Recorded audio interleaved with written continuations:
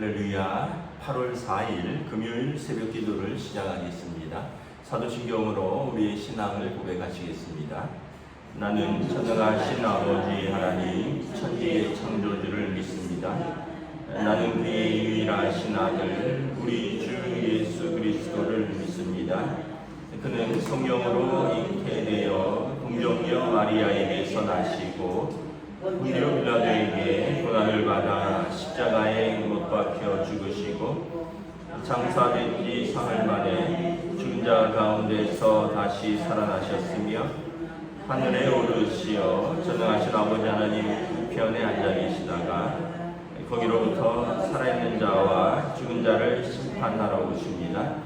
나는 성령을 믿으며 거룩한 공교회와 성도의 교제와 죄를 용서받는 것과 몸의 부활과 영생을 믿습니다. 아멘. 482장 찬양하시겠습니다. 찬송가 482장입니다.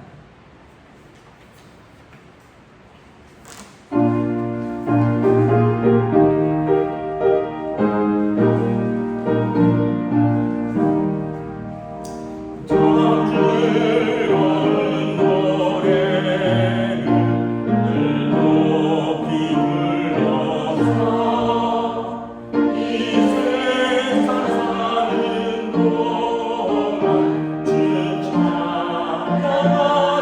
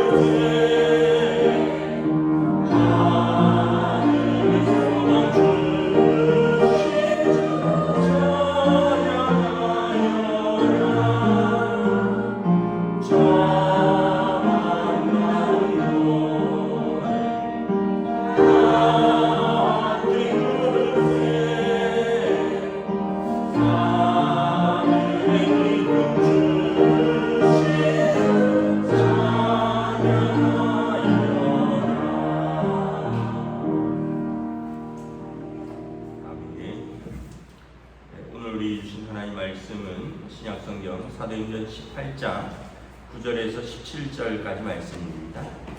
사도행전 18장 9절에서 17절까지 말씀입니다. 다 찾으신 줄 알고 저 여러분들이 한 절씩 교독하도록 하겠습니다. 사도행전 18장 9절에서 17절입니다. 밤에 주께서 환상 가운데 바울에게 말씀하시되 두려워하지 말며 침묵하지 말고 대하라. 내가 너와 함께 있음에 어떤 사람도 너를 대적하여 해롭게 할 자가 없을 것이니 이는 이 성중에 내 백성이 많음이라 하시더라. 1년 6개월을 머물며 그들 가운데서 하나님의 말씀을 가르치니라. 갈리오가 아가야 총독되었을 때 유대인이 일찍 일어나 바울을 대적하여 법정으로 데리고 와서 말하되 이 사람이 율법을 어기면서 하나님을 경외하라고 사람들을 권한다 하거늘 바울이 입을 열고자 할 때 갈리오가 유대인들에게 이르되 너 유대인들아 만일 이것이 무슨 부정한 일이나 불리하간 행동이었으면 내가 너희 말을 들어준 것이 옳거니와 만일 문제가 언어와 명칭과 너희 법에 관한 것이면 너희가 스스로 처리하라. 나는 이러한 일에 재판장 되기를 원하지 아니하노라 하고 그들을 법정에서 쫓아내니 함께 했습니다. 모든 사람이 해당장 소스데네를 잡아 법정 앞에서 때리되 갈리오가 이 일을 상관하지 아니하니라. 아멘. 할렐루야. 네, 오늘도 새날을 주셨습니다. 주님께서 은혜와 평강으로 함께 해주시기를 축복합니다. 지금 고린도에서 바울 사도가 복음을 전하고 있습니다.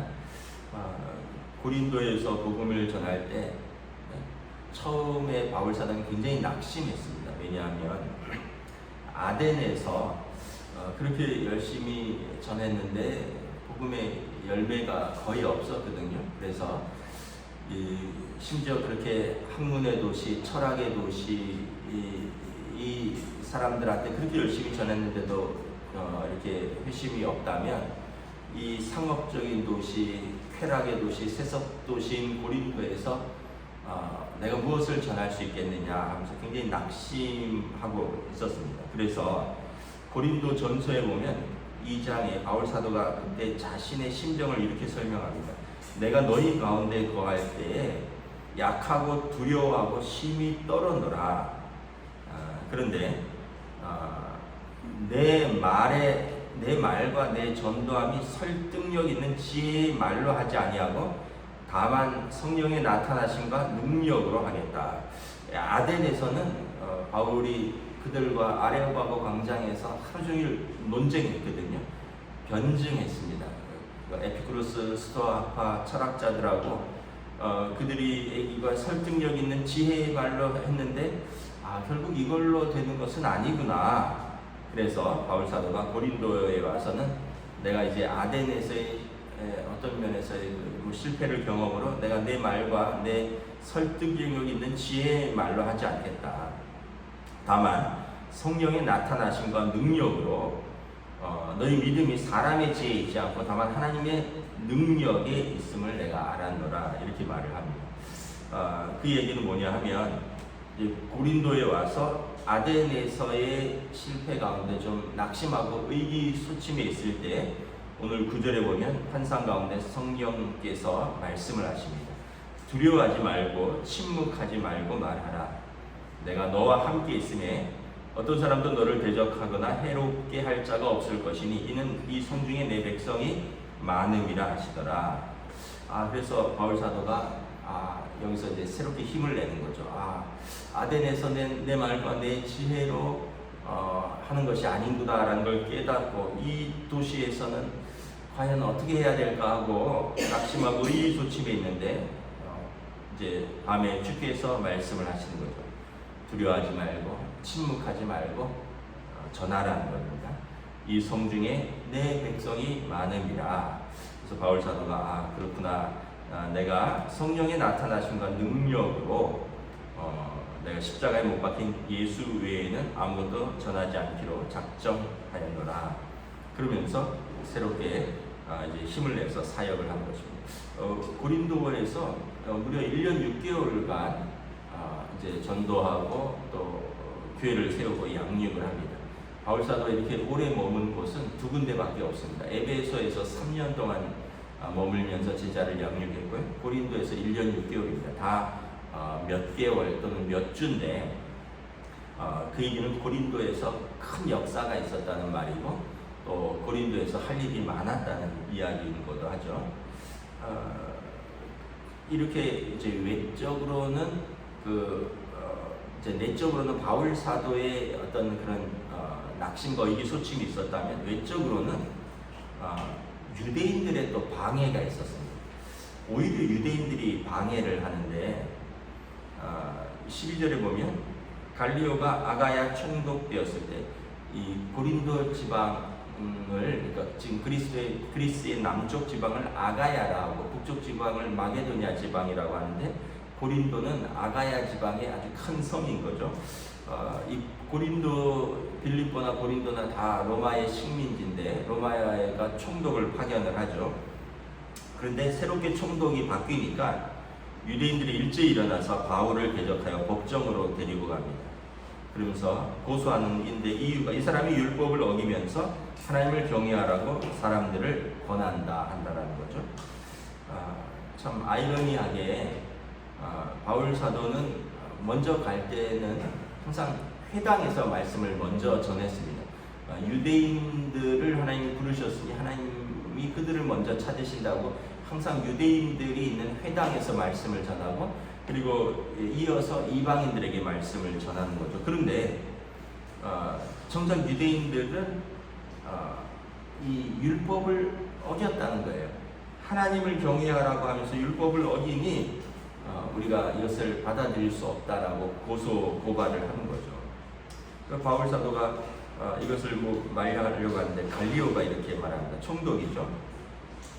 유대인들에게 말하되 너희 유대인들아 만약 이것이 어떤 부정한 일이나 불량한 행동이라면 이게 법을 위반하거나 어떤 도덕적인 문제, 미풍양속을 위반한 거라면 그러면 내가 너희 재판에 관여한 것이 옳은데 이것이 너희 문제, 너희 언어, 너희 법, 그러니까 유대인 너희들의 법, 너희들의 어떤 언어, 너희들의 율법이는 관한 것이라면 너희 스스로 처리해라. 나는 로마 총독이라는 겁니다. 이게 세상법에 걸리는 것이 아니라면 이것은 너희끼리 해결해라. 나는 이러한 일에 재판장 되기를 원치 아니한다 하고 쫓아내버렸습니다. 그러니까 참 아이러니한 거죠. 유대인들이 이제 바울 일행을 고소를 하는 거예요. 이방인들이 고소를 한다면 좀 이해를 하겠어요. 알지 못하는 신을 우리가 모르는 신을 전해서 우리로 하여금 헷갈리게 한다. 근데 그렇지 않고 하나님을 경외하는 유대인들이 꼭 이렇게 시비를 건다는 거죠. 곳곳에서 보면 이유는 아마 8절에 보면 회당장 그리스보가 예수께로 돌아오고 세례를 받고 17절에 보면 또 다른 회당장 소스데네를 잡아서 법정 앞에서 때리고 이런 것을 보면 회당장들이 예수를 믿으니까 그 회당에 다니는 사람들이 이제 흔들리는 거죠. 유대인들이. 그래서 회당장들부터 믿으니까 이 유대인들이 이러한 반발로 이제 바울 사도를 고소한 것이 아닌가. 근데 정작 로마 총독은 나는 너희들의 일에 관심이 없다는 거예요. 이게 법이나 이런 것이 아니지 않느냐. 오늘날도 마찬가지입니다. 많은 교회들이 세상 법정에 고소를 합니다. 많은 분쟁 있는 교회들이 세상 법정에 고소를 하는데 참 교회 입장에서는 부끄럽고 세상 법정에서는 참 성가실 거예요. 고소하는 내용들이 그런 거예요. 무슨 교회 법을 어겼다. 교회 법이 있는데 이걸 어겼다. 그럼 이제 법정에서는 그렇죠.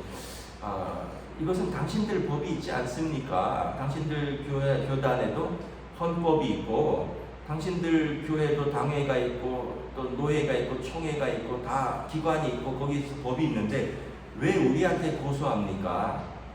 그랬더니 자기들 법으로는 안 멈춘다는 거예요.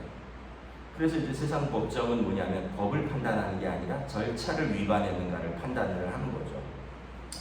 그래서 참 이게 세상에서도 부끄러운 일인 거죠. 이런 일들이 과거나 지금도 계속 일어난다는 거예요.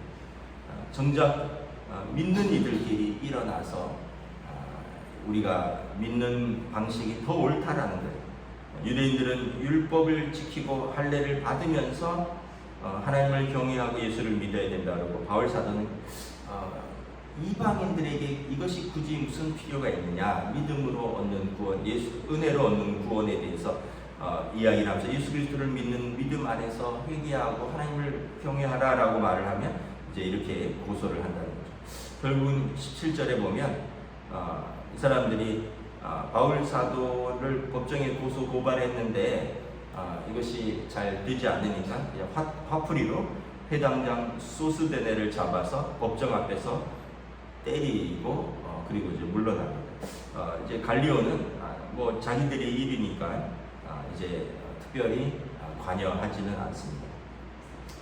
우리가 이걸 보면서 우리가 두 가지를 생각하게 됩니다. 첫째는 뭐냐 하면 어떤 일이든지 우리가 두려워하지 말고 낙심하지 말고 성령님을 의지하자라는 것입니다. 9절에 보면 두려워하지 말고 입을 열어 너의 할 일을 하라라는 것입니다. 바울 사도는 지금 고린도에 온 것은 복음을 전하는 것인데 아덴에서의 실패 때문에 낙심하고 의기소침하고 또 고린도에서의 사람들의 반대 때문에 두려워하고 침묵하고 있었던 것 같아요. 그런데 성령께서 말씀하십니다. 두려워하지 말고 침묵하지 말아라. 그래서 이 성령의 나타나심과 능력의 힘을 입어서 사역을 하는 거죠. 그래서 여러분 우리가 예수 믿는 것에 대해서 의심도 두려움도 하지 마시고 우리가 믿는 믿음이 사단은 계속 우리를 공격하고 우리를 의심하도록 시험하고 또 사람들도 계속 공격합니다. 왜냐하면 이것은 신앙생활이라는 것은 영적 싸움이기 때문에 그래요. 그런데 여러분 두려워하지 마십시오. 왜냐하면 우리가 믿는 길은 원래 생명의 길은 좁은 길이라고 했습니다. 좁은 길로 가는 사람들은 원래가 비난하는 것입니다. 자기들은 편하고 넓은 길, 많은 사람들이 찾는 그 길을 가면서 좀 다른 길을 가는데 그 길이 진리의 길이고 생명의 길인 것 같으면 자기들이 다른 길에 서 있기 때문에 비난하고 회방하는 것은 마땅하다는 것입니다. 그래서 성령님을 의지하는 것이 중요합니다. 두 번째는 우리가 이제 가끔 제가 드리는 말씀인데 사명자는 사명을 감당하기까지는 죽지 않는다라는 거예요. 바울 사도가 곳곳에 다니면서 복음을 전하다가 잡히기도 하고 매를 맞기도 하고 병에 걸리기도 하고 바울 사도가 나중에 이렇게 고백을 하는데 보면 내가 41번 감한 매를 5번이나 맞았다 이렇게 말합니다. 39대씩 맞았다는 거예요. 왜냐하면 율법의 40대까지는 때리지 않도록, 왜냐하면 40대 맞으면 죽기 때니까. 그러니까 죽기 직전까지 맞은 것만 해도 5번이라는 거죠. 그 외에도 산맥을 넘다가 그 병에 걸리고요. 뭐 풍토병이나 뭐 말라리아나 이런 열병에 걸리고. 여러분 바울 사도가 40대 중반에 시작했는데 마지막 로마 감옥에 있을 때는 60대 중반이었습니다. 여러분 이 산맥을 걸어서 넘고 이런 거예요. 이렇게 더운 날씨에, 때로는 습한 날씨에, 추운 날씨에, 그러니까 몸에 무리가 오고 병이 오기도 하고 또 배를 타고 가다가 파선하기도 하고 우리가 로마 사도행전 마지막에 보면 배를 타고 로마로 앞선 가다가 위라굴로라는 광풍을 만나잖아요. 그래서 광풍 가운데 배가 표류하다가 파선 직전인데 그때 주께서 밤에 나타나셔서 뭐라고 말씀하십니까? 걱정하지 말아라. 배는 손상이 있고 물건은 손상이 있는데 생명은 한 사람도 손상이 없으리라. 내가 로마에 가서 전해야 할 말씀이 있다라는 거죠. 그래서 바울 사도가 힘을 얻고 이제 백부장을 비롯해서 그 선원들에게 이제 담대하라. 하나님께서 내게 말씀하셨다. 우리가 생명에 손상이 없다. 죄수들을 풀어주라. 그래서 수영해서 이제 배가 파손하지만 건너갈 수 있게 하는 거죠. 우리가 이런 말씀들을 쭉 보면 하나님께서 하나님의 사람들을 지키시고 보호하신다. 물론 고난도 있어요. 뭐 때로는 바울처럼 매도 맞았어요. 때로는 병도 걸렸어요. 때로는 사람들의 반대도 있었어요. 때로는 배도 파손했어요. 그러나 항상 그럴 때마다 성령께서 나타나셔서 위로해 주십니다.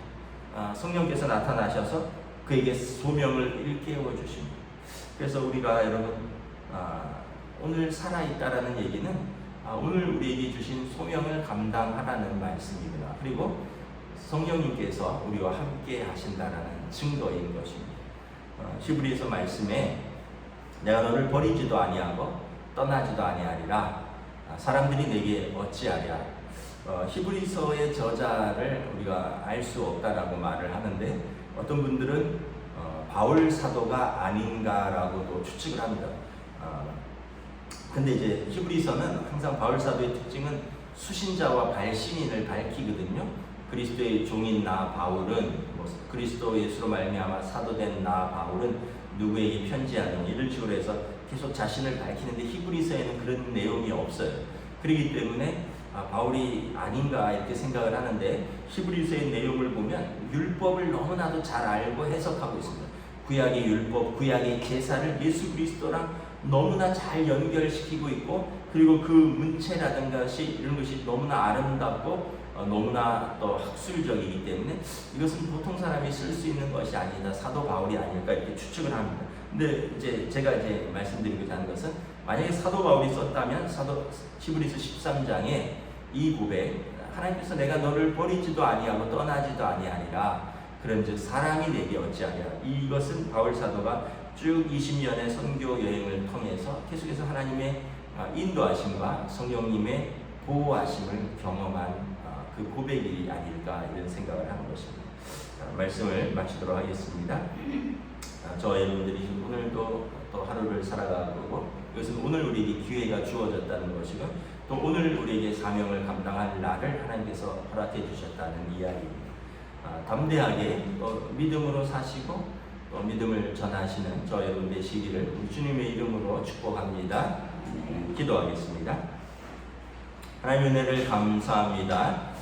바울 사도가 고린도에서 낙심하고 의기소침했을 때 또 외부의 환경과 또 내부의 비난 속에서 바울 사도가 낙심할 때 성령께서 나타나셔서 말씀하십니다. 두려워하지 말아라. 침묵하지 말아라. 이 성에 내 백성이 많다. 그러므로 바울 사도가 내가 사람의 말과 내 지혜로 전하는 것이 아니라 성령의 능력으로 성령의 나타나심으로 전하는 것이구나. 그러므로 내가 이제 예수 그리스도를 전하는 것 외에는 다른 것을 전하지 아니하노라. 담대히 일어나 고린도에서 사역을 감당하고 말씀을 전할 때 많은 사람들이 돌아오고 그럴수록 더욱더 핍박은 심해지지만 또 로마 총독 갈리오가 관여하지 아니함으로 말미암아 오히려 유대인들이 그들의 고소고발이 무색해지며 하나님께서 바울 사도와 함께 하시고 그를 지키시고 보호하신다는 것을 또한 드러내는 것을 바라봅니다.